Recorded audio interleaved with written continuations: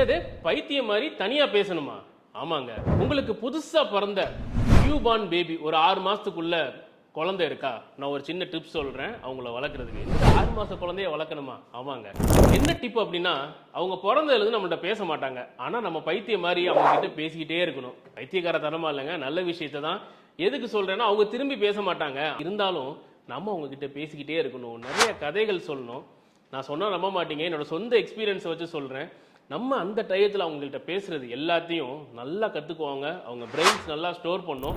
ஒரு காலத்தில் நல்ல நேரத்தில் அவங்க கற்றுக்கிட்டது எல்லாம் வெளியே வரும். என்னோட எக்ஸ்பீரியன்ஸில் நான் நிறைய சாமி கதைகள் நிறையா சொல்லுவேன். என் குழந்தைக்கு 6 மாதம் 7 மாதம் இருக்கும்போது நிறைய அவனுக்கு க்ரியேட்டிவிட்டி வரணும்னு ஆசை. நிறைய அது விஷயமா நிறையா பேசுவேன். ஏபிசிடி நிறையா சொல்லுவேன், நம்பர் சொல்லுவேன். எனக்கு என்ன சர்ப்ரைசிங்காக இருந்துச்சுன்னா, அவனுக்கு ஒரு 2 வயசு. அவன் பேச ஆரம்பிக்கும் போது நான் பேசின பழைய விஷயங்கள்ல நிறைய விஷயங்கள் ஞாபகம் வச்சிருந்தான். 2 வயசுல ஒரு 20 சாமி பேர் சொன்னா, 3 திருக்குறள் சொல்லுவான்.